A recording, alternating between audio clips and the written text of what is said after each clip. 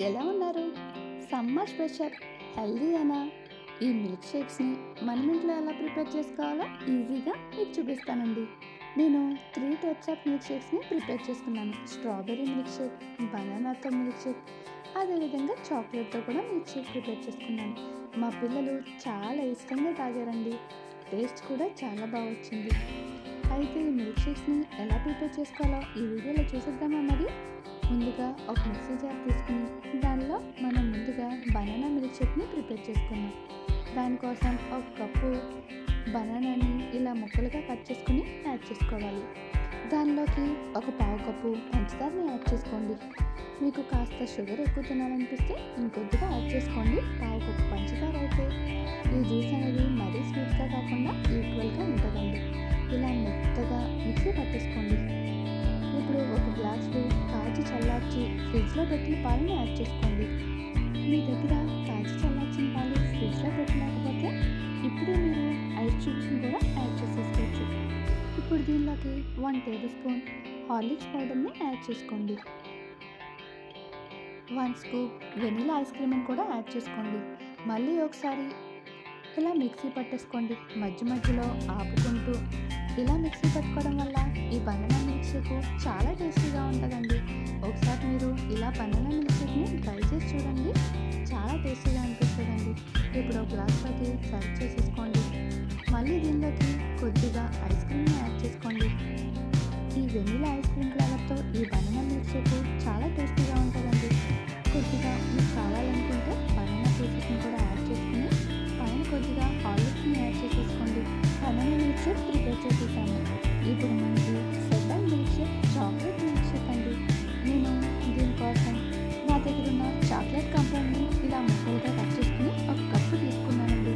మీ దగ్గర chocolate compound లేకపోతే dairy milk chocolate అయినా తీసుకోండి, లేదంటే ఇలాగా చాక్లెట్ సిరప్ అయినా తీసుకుంటే చాలా టేస్టీగా ఉంటుందండి ఈ చాక్లెట్ మిల్క్ షేక్.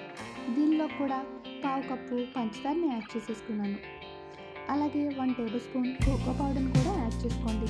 వీటిని ఒకసారి మెత్తగా మిక్సీ పట్టేసుకున్నాక మళ్ళీ కాచి చల్లార్చిన పాలని ఒక గ్లాస్ యాడ్ చేసేసుకోండి. దీనిలోకి 1 స్కూప్ ఐస్ క్రీమ్ని యాడ్ చేసుకోండి.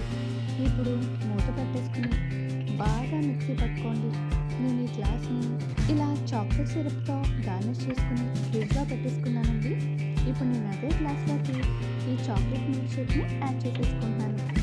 చాక్లెట్ మిల్క్ షేక్ పిల్లలు చాలా ఇష్టంగా తాగుతారండి.